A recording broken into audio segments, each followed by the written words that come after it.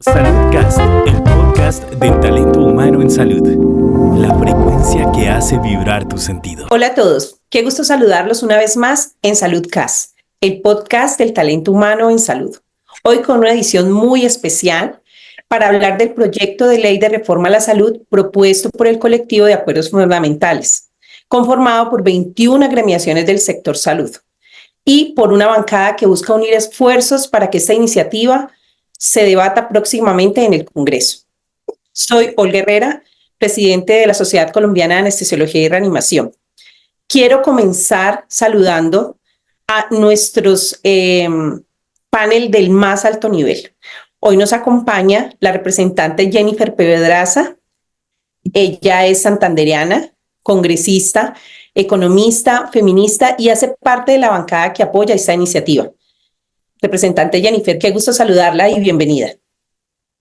Hola, muy contenta yo de estar aquí con ustedes acompañándoles, conversando un poco sobre las necesarias reformas que hoy el sistema de salud requiere y estamos contentas de haber podido acompañar una iniciativa que además surge desde la academia, desde acuerdos fundamentales, desde los médicos, las médicas, quienes de verdad viven día a día pues la situación en el sistema de salud. Muchas gracias, representante. También nos acompaña en este episodio la representante Katy Juinao, congresista, comunicadora social, periodista, magíster en estudios políticos. Representante Katy, ¿cómo está? Y bienvenida. Muy buenas tardes, Olga, y a todos los presentes, a mi colega Jennifer, muchos espacios de debate tan necesarios en un momento en el que necesitamos que eso del diálogo nacional sea una realidad y no una promesa. Ojalá, enhorabuena, esta vez sí podamos responderle como Congreso al país, porque somos plenamente conscientes de la necesidad de una reforma. Muchas gracias. Y bueno, para terminar, cerrando este panel de especiales invitados, le doy la bienvenida al doctor Germán Redondo, es médico, ginecólogo y obstetra, uno de los académicos más distinguidos de nuestro país. Ha presidido la Comisión de Ética de la Academia Nacional de Medicina y también se ha desempeñado como magistrado del Tribunal de Ética Médica de Bogotá y Cundinamarca. Doctor Redondo, un gusto saludarlo y bienvenido. Igualmente, un gusto saludarla, doctora Olga Lucía Herrera, y un saludo muy especial para las honorables representantes Katy Juinao y Jennifer Pedraza, mi paisana, compañera de ciudad. Grato saludarlos y venimos aquí con la intención de compartir con ustedes por qué 21 instituciones médicas de profesiones de la salud y encabezados por la Academia Nacional de Medicina decidimos presentarle al país una propuesta buscando el mejor sistema de salud posible para Colombia. Muchas gracias, doctor Redondo. Bueno, y sin más preámbulos, quisiera comenzar justamente con usted, doctor Germán. Y es que hace algunos días el país fue testigo de la radicación oficial del proyecto de reforma a la salud trabajado por el colectivo de acuerdos fundamentales, que lidera precisamente, como usted lo manifestaba, la Academia Nacional de Medicina. Quisiera comenzar preguntándole cómo le podemos explicar a los médicos y en general al talento humano en salud, en términos claros y sencillos, el objetivo principal de este proyecto de ley y cómo se diferencia de las otras propuestas de reforma a la salud que se han presentado en el Congreso. Dijéramos que los médicos colombianos y los profesionales de la salud tenemos un deber moral y ético que nos impone el ejercicio de nuestra profesión. Somos los que 367 días del año estamos cuidando a los colombianos en su salud y en su bienestar. Y hemos visto con mucha preocupación el deterioro del sistema de salud en Colombia, a pesar de que en el año 2015 nosotros, un grupo de instituciones médicas, presentó un proyecto de ley que dio origen a la Ley Estatutaria en Salud, que es la que consideramos la verdadera reforma al sistema de salud, porque esa ley lo que hace es garantizar el goce efectivo del derecho fundamental a la salud a todos los colombianos, que ese es el objetivo central. Es una ley realmente de gran avanzada, pero como muchas veces pasa con algunas leyes en el país que se aprueban, se tramitan en el Congreso y en la práctica no se aplican. Algo parecido sucedió con la Ley 1438 del año de 2011, que ya hablaba y impulsaba un tema fundamental que es la atención primaria en salud y la constitución de las redes integrales e integradas de servicios. Pero al no tener recursos se quedó como un canto a la bandera, ahí como algo muy bonito, como una poesía que todo el mundo recita pero que no se cumple. Entonces decidimos convocar nuevamente a los médicos y a los profesionales de la salud y decir qué vamos a hacer para que esa ley realmente se aplique. Y por eso decidimos primero formular 14 acuerdos fundamentales que fueron presentados a las campañas presidenciales en su momento y fueron acogidas por todas las campañas presidenciales, precisamente porque venía de unas entidades completamente independientes de cualquier ideología política. Posteriormente, cuando se hundió el proyecto de ley en el Congreso de la República, que fue ampliamente debatido y de donde las parlamentarias que hoy nos acompañan se mostraron con tanto interés, con una sensibilidad que nos llegó realmente al ventrículo izquierdo escucharlas muchas veces en los debates en el Congreso de la República. Entonces nos llamaron algunas personas y nos dijeron, es el momento de que se presente un proyecto de ley de origen médico y de los profesionales de la salud. ¿Qué tarea tan compleja? Ahora sí realmente me quito el sombrero y tengo que saludar con bastante respeto y a los parlamentarios, porque elaborar un proyecto de ley es muy difícil, muy complejo. Pero finalmente mostramos una estructura y el propósito nuestro fue presentárselo a todos los partidos políticos, a los 32 partidos políticos que tienen representación en el Congreso. Y respondieron nuevamente los parlamentarios que se denominan la bancada independiente, lo cual nos agradó mucho porque nosotros no estamos ni en el extremo derecho ni en el extremo izquierdo. Nosotros queremos es formular un proyecto de ley que busque el mejor sistema de salud posible para los colombianos, consultando la realidad nacional, desde luego. Ese es el propósito central, desarrollar la ley estatutaria en salud. Gracias, doctor Germán. Representante Jennifer, usted como una mujer líder en la política actual de nuestro país, ¿qué aspectos positivos identifica en este proyecto de ley? ¿Considera que es una propuesta viable y realista en el contexto actual de nuestro sistema de salud? Gracias al doctor Redondo además por sus palabras sobre lo que fue el debate de la reforma a la salud del gobierno.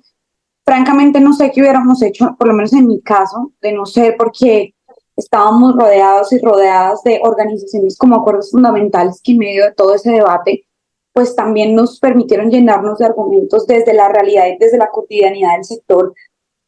Y además desde unas voces que yo respeto mucho porque sé que llevan décadas en la lucha por la salud como un derecho fundamental, que no han guardado silencio en el pasado cuando la salud ha estado en crisis y que fueron claves para la consecución pues, de la ley estatutaria en salud.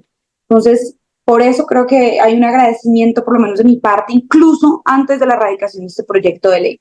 ¿Qué asuntos creo yo que son positivos de este proyecto de ley que me llevaron a firmarlo y a defenderlo? Y que además creo que el objetivo central de este proyecto, para toda la gente que nos escucha también, es obviamente hacer una propuesta para resolver la crisis del sistema, pero sobre todo por el ambiente político en el que estamos, en donde el gobierno también ha anunciado que va a radicar su reforma a la salud con mensaje de urgencia. Es importantísimo que podamos tener los sectores pues que acá hemos enunciado una silla en esa mesa para esa conversación. Es decir, que el gobierno nacional ojalá desista del mensaje de urgencia y contemple las diferentes propuestas de reforma a la salud que hoy están en el Congreso. ¿Qué elementos creo yo muy positivos? Porque de alguna manera estábamos así ensanduchadas en el debate anterior de la reforma a la salud, como tenemos estas diferencias con la reforma del gobierno, el gobierno nunca quiso hacer modificaciones sustanciales teniendo en cuenta nuestras posturas porque prefirieron sentarse a negociar con los sectores de la política tradicional, que lo que iban era de una vez pidiendo porcentaje de la unidad de pago por capitación para los intereses que ellos representaban. Pero además de eso nos decían como, bueno, pero entonces ustedes creen que el sistema de salud está perfecto. No, no creemos que el sistema de salud esté perfecto. Sí creemos que hay que implementar y desarrollar lo que la ley estatutaria plantea y además sin desfinanciar la atención médica en salud, que es una diferencia que teníamos con el gobierno en la atención primaria en salud. O sea, ahora sí, ¿qué puntos creo yo que son muy importantes y positivos? Primero, este proyecto de ley resuelve un asunto que yo creo que es central y que ha sido discusión de la reforma de la salud en los últimos meses, y es sobre la unidad de pago por capitación. Ustedes saben que esa es la principal fuente de financiación del sistema y al día de hoy no hemos tenido un estudio técnico detallado que pueda decir, vea, la unidad de pago por capitación es suficiente, atiende estas necesidades, no es suficiente, nos toca incrementarla de aquí para allá de estar en esta ruta con el objetivo de que la plata alcance.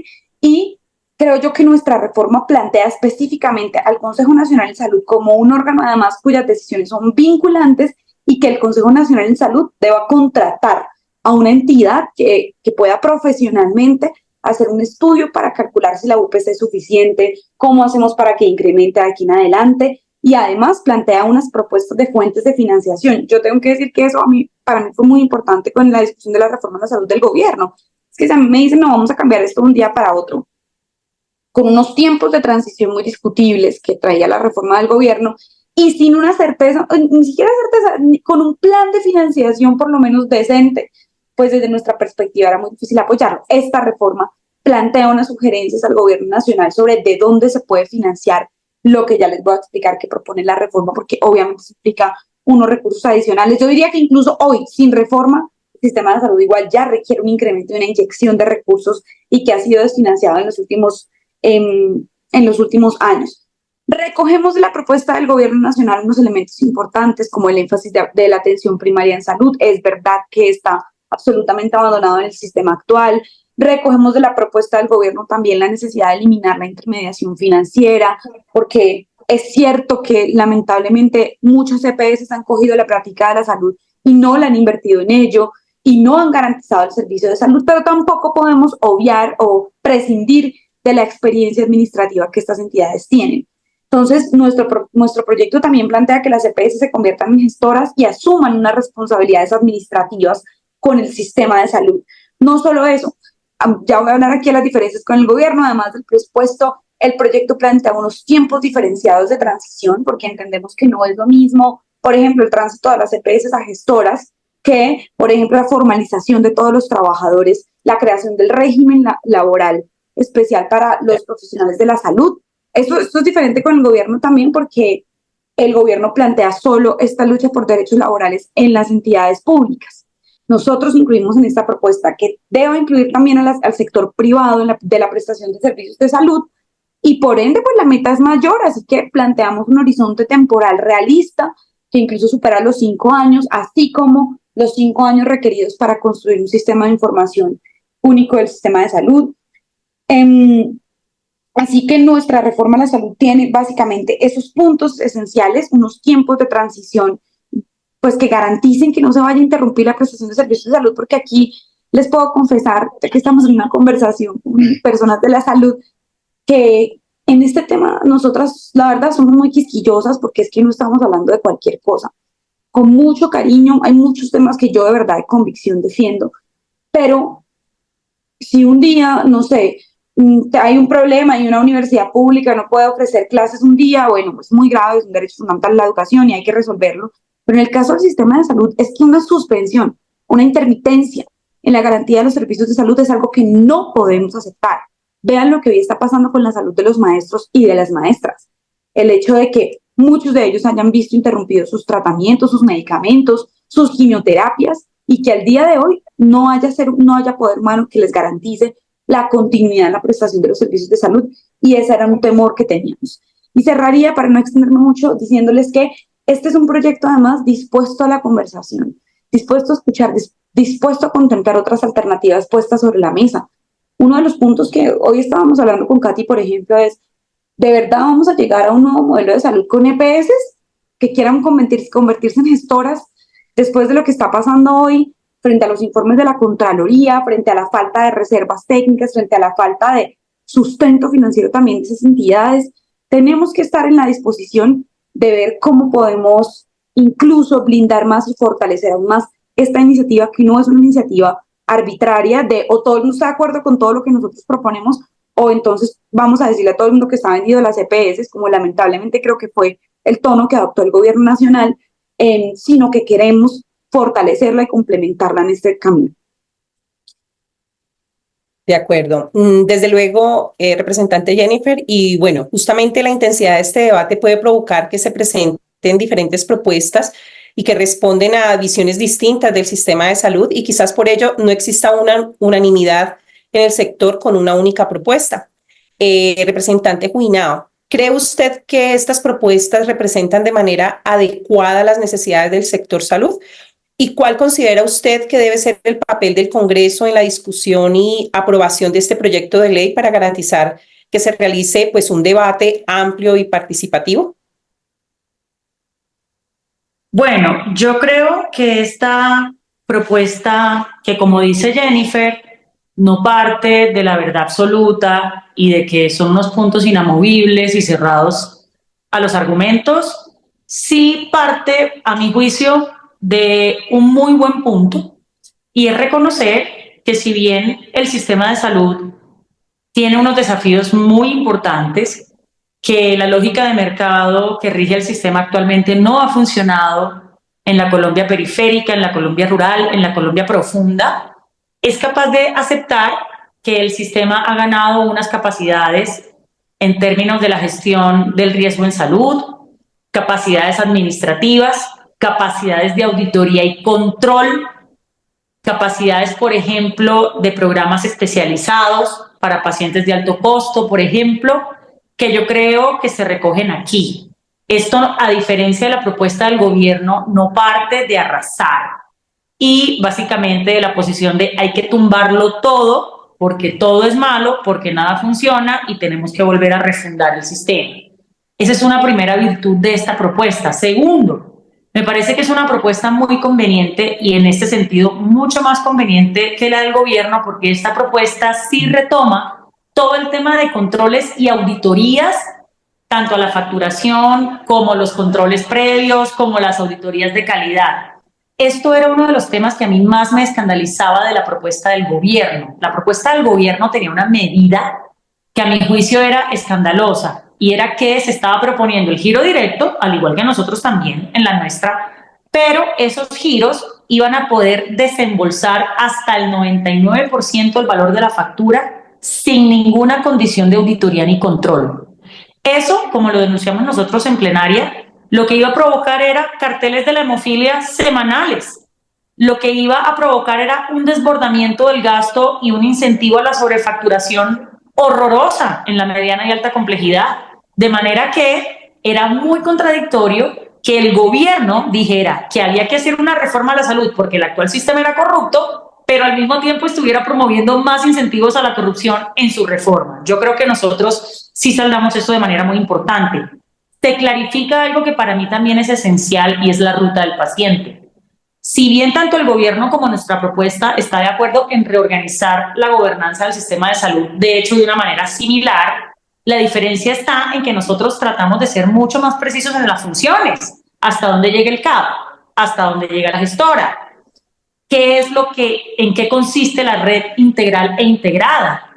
La coordina la gestora, la contrata la gestora, es la gestora la que de alguna manera sí hace la contención del gasto por cuanto es la que autoriza a la ADRES los desembolsos, o sea, ese tipo de cosas, y sobre todo ante quién reclama el paciente en caso de un problema en la atención del servicio, pues nosotros sí lo clarificamos, y es la gestora. La gestora es la absoluta responsable de la ruta del paciente, desde que entra por el CAP en esta nueva reorganización hasta que llega a la mediana y alta complejidad y eventualmente se devuelve, lo que llamamos la referencia y contrarreferencia. Entonces, para mí ese también es un punto absolutamente central.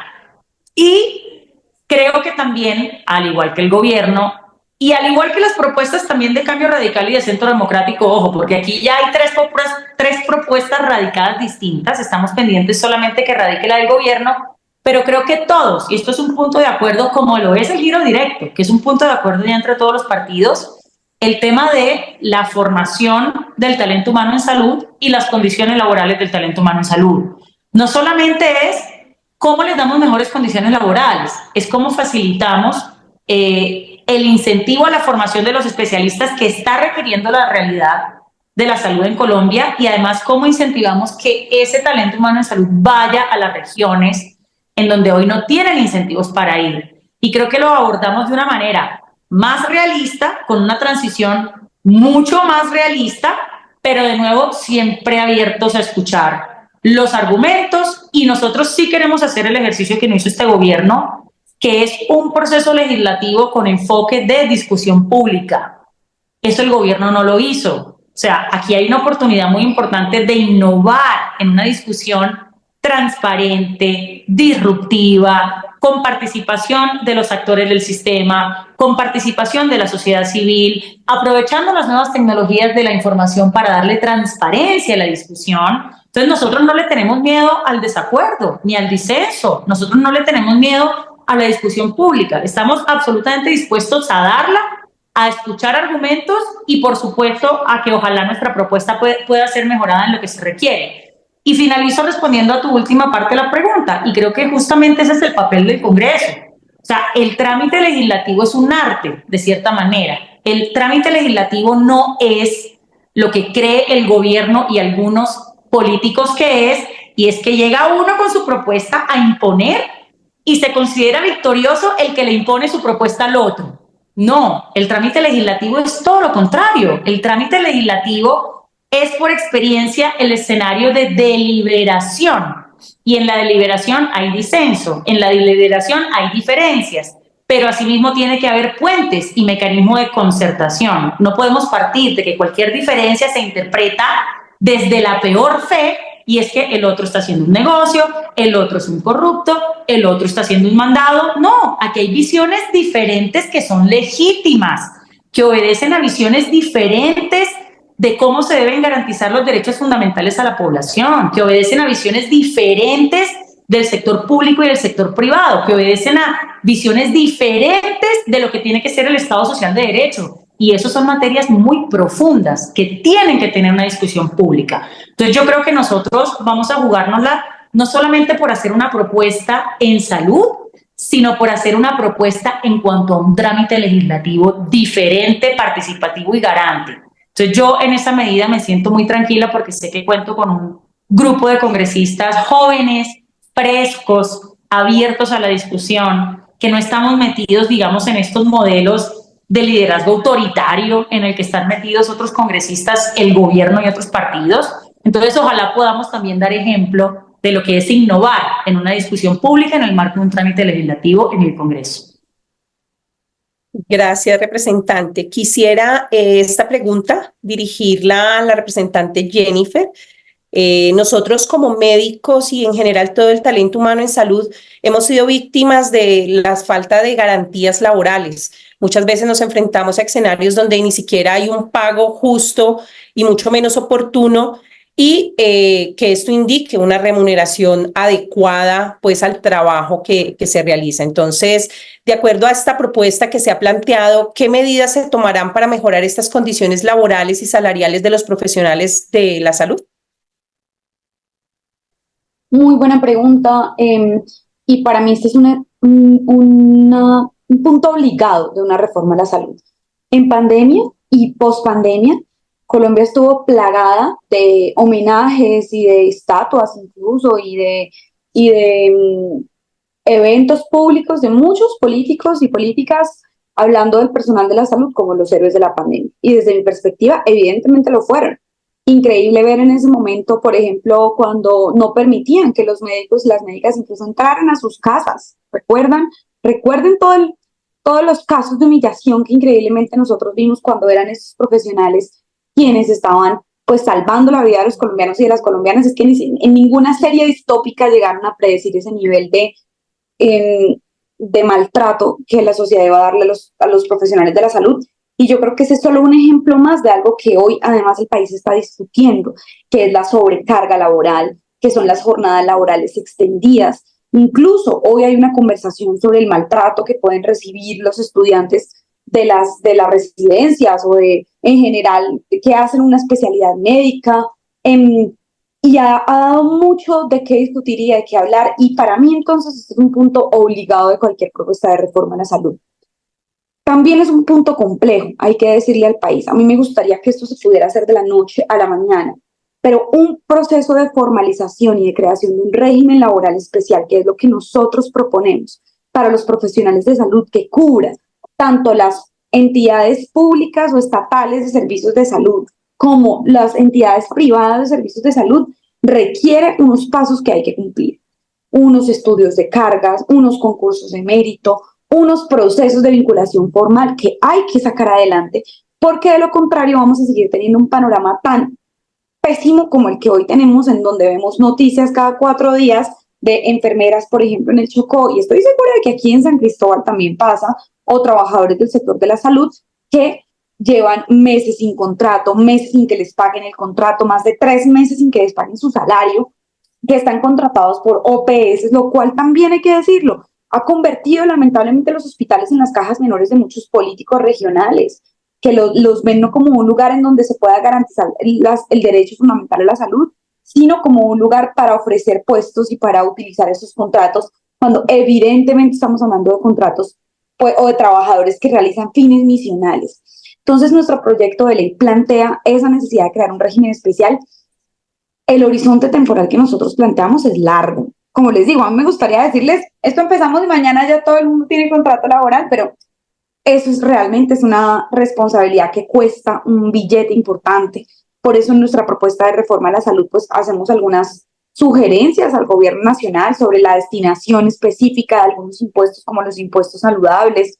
Hablamos de la posibilidad de gradualmente, una vez salga la crisis o el país de la crisis económica en la que está, evaluar la posibilidad de revivir la contribución de los empleadores a seguridad social para los trabajadores de menos de 10 salarios mínimos, de salarios de menos de 10 salarios mínimos. Estas son propuestas que el gobierno pues tendrá que evaluar, pero desde nuestra perspectiva sí hay que garantizar una inyección de recursos al sistema de salud, porque de lo contrario, por ejemplo, crear este régimen especial laboral va a ser muy difícil. Como lo decía Katy, el proyecto también contempla incentivos para la formación de especialistas y todo este reconocimiento alrededor del talento humano en salud, tanto para el sector público como para el sector privado. Incluso hemos hablado de que ese proceso puede tomar hasta 10 años. El proceso de creación del régimen especial laboral, el proceso de los concursos, primero de la evaluación de cargas. Recuerden que antes de cualquier concurso, pues se requiere un estudio de evaluación de cargas para saber cuántos trabajadores se requieren hospital por hospital, de qué profesión, abrir ese concurso de mérito y progresivamente ir llenando esos. Además, para garantizar jornadas laborales dignas, para garantizar que no haya espacios intercontrato en las que los trabajadores de la salud tienen que casi que trabajar gratis para rogar que les renueven el contrato. Estamos hablando acá de lo que es una cotización a salud, a pensión, a cesantías, tener espacios para descansar, vacaciones. Es que eso es una cosa que si no garantizamos, al final, ¿quién va a llevar del bulto? Perdonen si lo digo así, pero ¿quién lleva el bulto? Son los pacientes, somos los pacientes, las pacientes, quienes terminan siendo atendidos en medio de un cansancio, de un desgaste físico, emocional, que es evidente en los profesionales de la salud. Entonces, y al final, profesionales que ni siquiera tienen garantías de una pensión digna, entre muchos otros requisitos laborales, que no es que sea un capricho, es que así debería ser.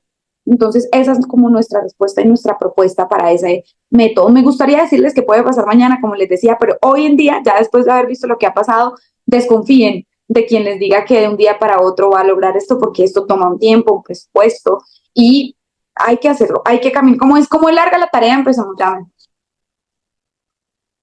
Gracias, representante. Doctor Redondo, una de las principales dificultades de la reforma a la salud que presentó el gobierno nacional fue justamente lo relacionado con el financiamiento del sistema. Quisiera conocer su opinión respecto a cómo se financiará este nuevo sistema de salud y con la propuesta que ya está planteada, ¿seguirá habiendo intermediación financiera? Gracias por la pregunta. La principal dificultad para esta propuesta o para cualquier propuesta es el tema financiero, porque indudablemente que la reforma a la salud que ha presentado el gobierno, que hemos presentado nosotros y que ha sido presentada también por varios partidos políticos, tiene una gran dificultad y es que cuesta mucho. Vale, y entonces hay que buscar recursos de donde sea, no quitándole recursos a lo que ya existe. Esa es una diferencia que tenemos con la propuesta del gobierno, que él le quita la unidad de pago por capitación, que ya es insuficiente, le quita recursos para destinarlos, por ejemplo, a atención primaria en salud. La atención primaria en salud es algo que ha venido recomendando la Organización Mundial de la Salud, la OPS, toda la comunidad científica internacional. ¿Y qué es en palabras sencillas?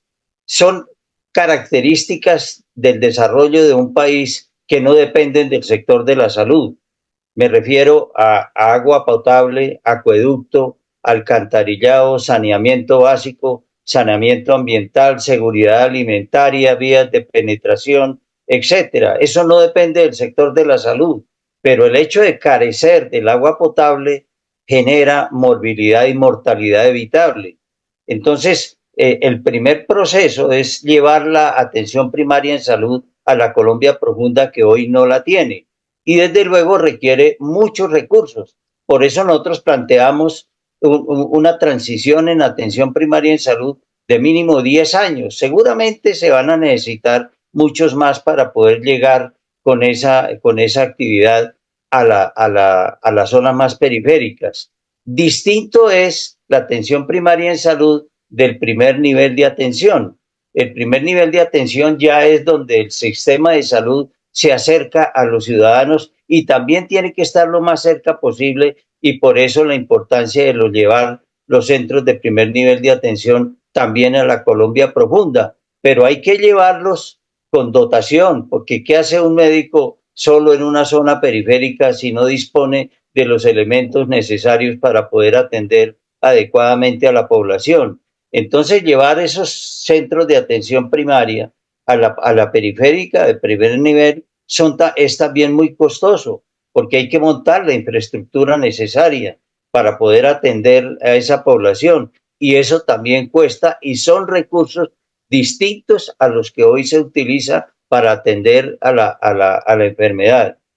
Como también es muy importante la atención de la mediana y la alta complejidad. El artículo 15 de la Ley Estatutaria en Salud estableció un plan de beneficios bastante amplio, donde prácticamente todo está incluido, excepto aquello que esté específicamente excluido. Nosotros decimos que el Consejo Nacional de Salud tiene que garantizar el procedimiento técnico, científico, democrático y participativo para ingresar nueva tecnología que avance en el contenido del plan de beneficios en salud, porque sí llega mucha tecnología nueva, que no toda es de primerísima necesidad, sino que tiene más que todo afán comercial. Eso lo hemos vivido los médicos. Y hay un tema fundamental en esto, para complementar un poco la pregunta anterior, es el tema de la autonomía de los profesionales de la salud, doctora Olga Lucía. Eso es algo que desde sociedades científicas hemos venido defendiendo con mucho énfasis. La autonomía de los profesionales de la salud, en resumen, es lo siguiente: el médico no tiene la obligación de prescribir el medicamento más caro, tampoco tiene la obligación de prescribir el más barato, tiene la obligación de prescribir lo mejor para su paciente. Y ese lo mejor, pues tiene que tener varios ítems fundamentales. La primera es la autorregulación, es decir, algo que nace del imperativo ético personal. Uno sabe exactamente qué puede hacer con base en su experiencia y su conocimiento. El segundo ítem es, si se rebasa el primero, la ética profesional, y para eso están los tribunales éticos profesionales, que pedimos que se fortalezcan, porque hoy en día realmente está en una situación muy precaria. El tercero es la racionalidad técnico-científica.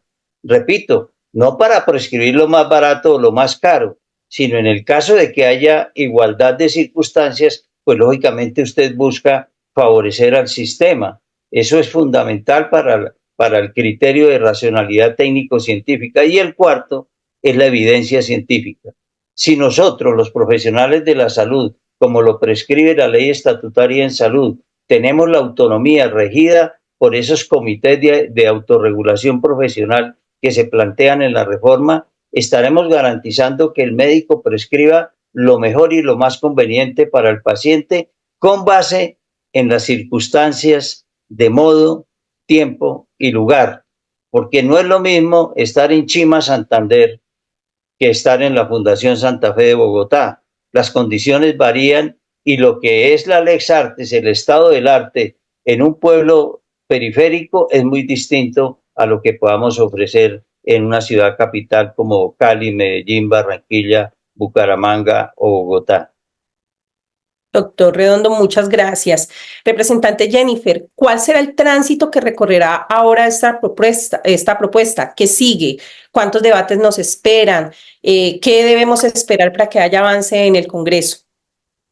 Bueno, lo que sigue ahora es primero reconocer, como decía la representante Juinao, que hoy ya hay una propuesta de reforma a la salud que ha radicado la oposición, Cambio Radical, que es una propuesta que ellos presentan como una ley estatutaria en salud. Nosotros y nosotras somos muy respetuosas de la ley estatutaria en salud, de la que existe al día de hoy, de la que luchó el sector, de la que lucharon los médicos, las médicas con batas blancas, de muchas maneras, a través de incidencia política, pero también cuando tocó salir a las calles, saliendo a las calles. Entonces nosotros y nosotras no vamos a irrespetar ese trabajo, sino que por el contrario queremos concretar varios de los objetivos que allí se plantean y ponerle rueditas para que se ejecuten. Pero tenemos una franca dificultad y es que el gobierno nacional ha anunciado que radicará con mensaje de urgencia su proyecto de reforma a la salud.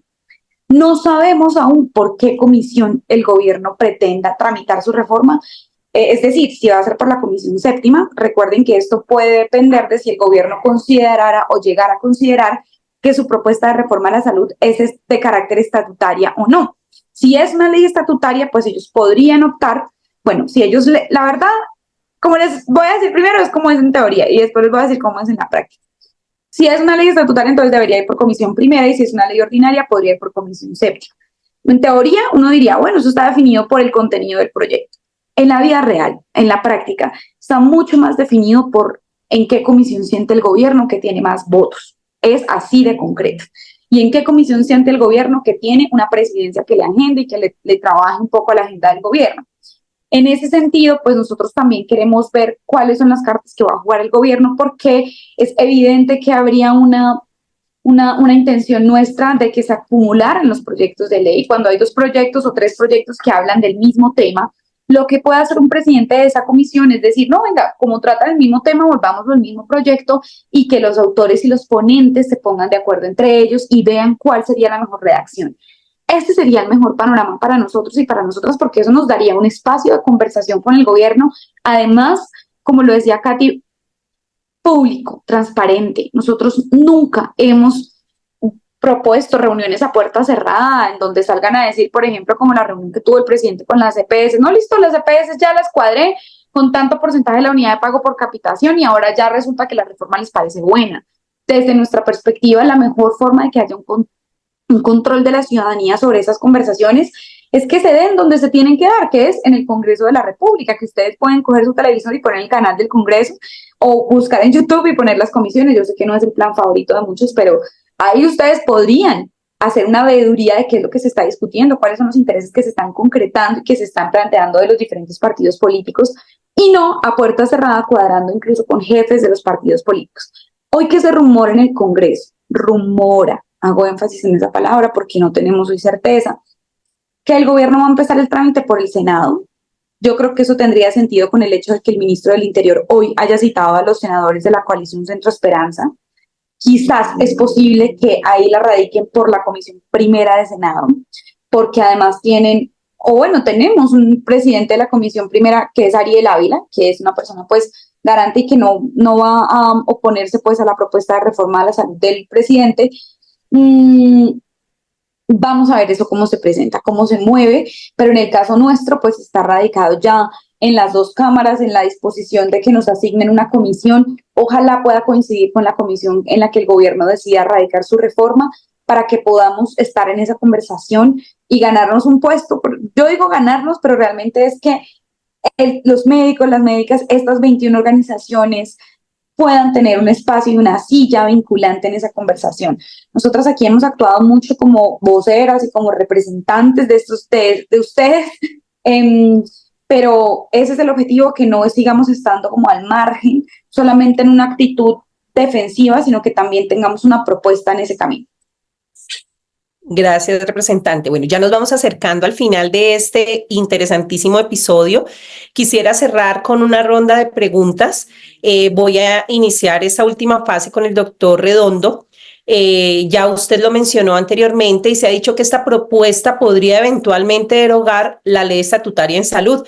¿Qué tan cierto es y por qué existe esta desinformación? No, bajo ningún punto de vista. Como lo explicó muy bien la representante Jennifer, el propósito siempre ha sido del Grupo de Acuerdos Fundamentales, y para eso nació y se formó, para desarrollar la ley estatutaria en salud, no para modificarla o para eliminarla, ni más faltaba.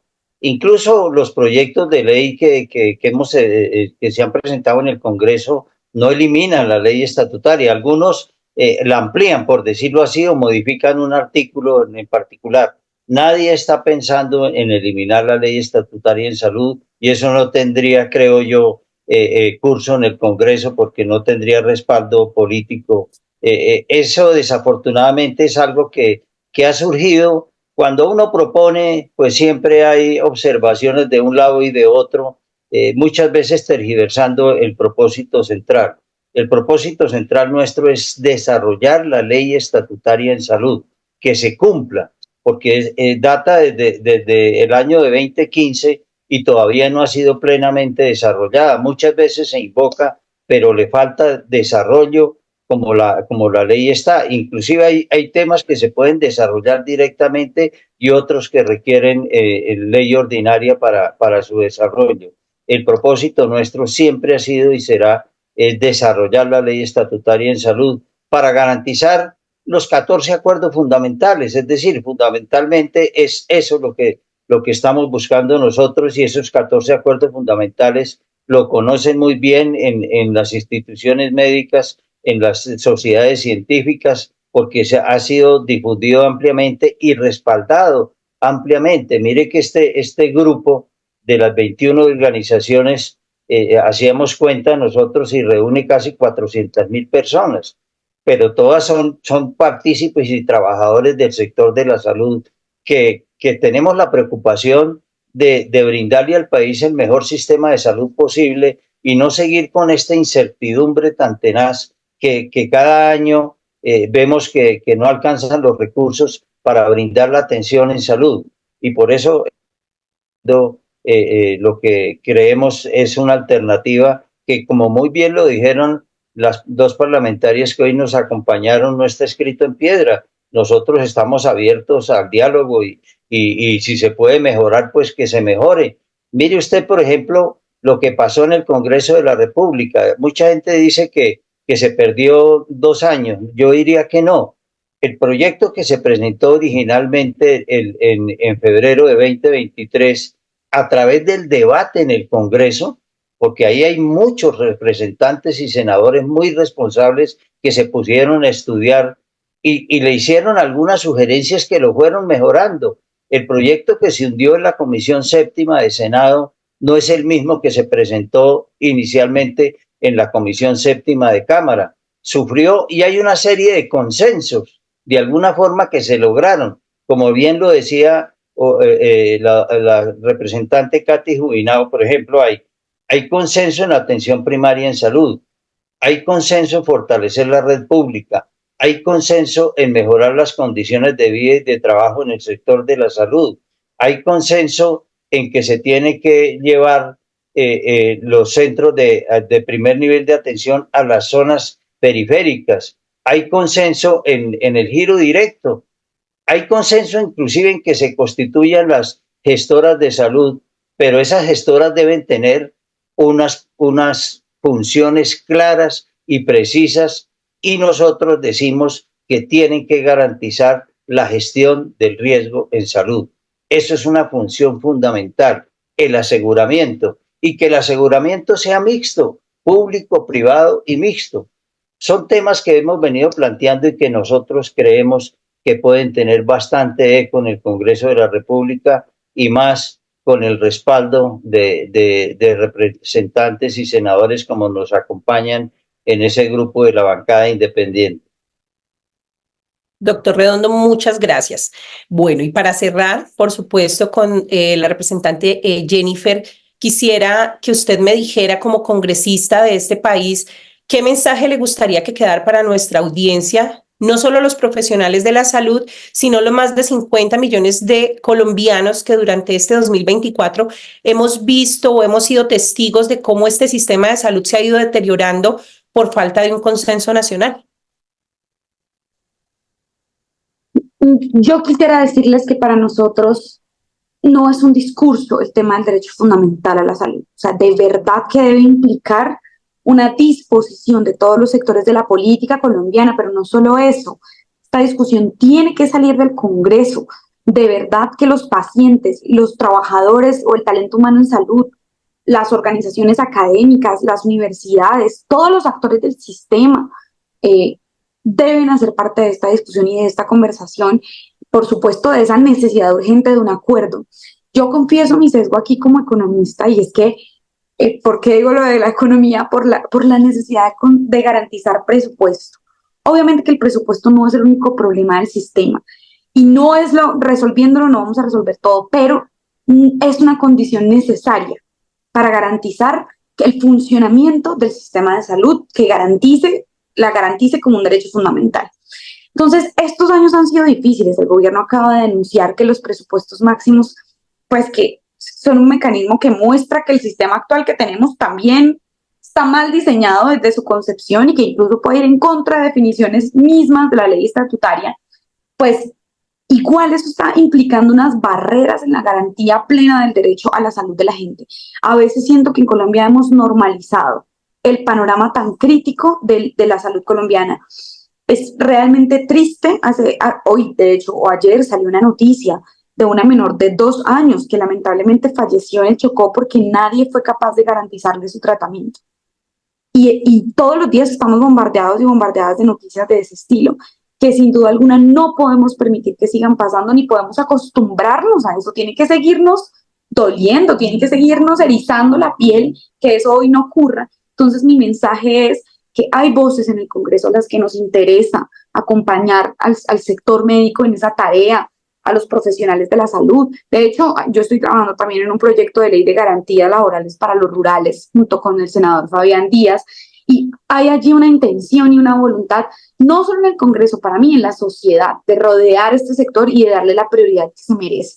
Esperamos que el gobierno tenga la disposición a conversar y a conversar sin estar mediado por las relaciones transaccionales típicas del pasado entre el Congreso y el presidente y el Ejecutivo, porque este tipo de conversaciones, además de que son criminales y delictivas, pues el problema es que no permiten que se ponga como prioridad lo que de verdad le conviene al sistema de salud, sino que empiezan a priorizar o a primar los intereses particulares, los intereses además de sectores que son poderosos, que tienen una capacidad de incidencia alta, y no las necesidades del sistema, y eso solo lo podemos contrarrestar con una participación ampliada, con una discusión ampliada con todos los sectores a quienes nos interesa y nos duele todavía y nos va a seguir doliendo la crisis del sistema de salud. Ese sería mi mensaje. Hay que sacar esta conversación solo del Congreso. Eso también nos encantó de esta propuesta de reforma, y es que pues vincula a más de 21 instituciones y organizaciones que vienen del sector, entonces que conocen esa realidad, esa cotidianidad, porque de verdad al final ustedes van a terminar siendo los actores y las actrices de esa concreción de ese modelo. Representante, muchas gracias. Bueno, infinitamente agradecida por los excelentes panelistas que hemos tenido la oportunidad de conversar y tener hoy. Esta conversación, por lo demás, muy interesante y sin lugar a dudas, en este momento tan importante para el país, buscaremos siempre seguir conociendo las diferentes posiciones y visiones y propuestas que se tienen con respecto al sistema de salud. ¿Esto con qué fin? De poder acercar a todo el talento humano en salud a una discusión que va a cambiar la forma de cómo entendemos el sistema y el ejercicio profesional.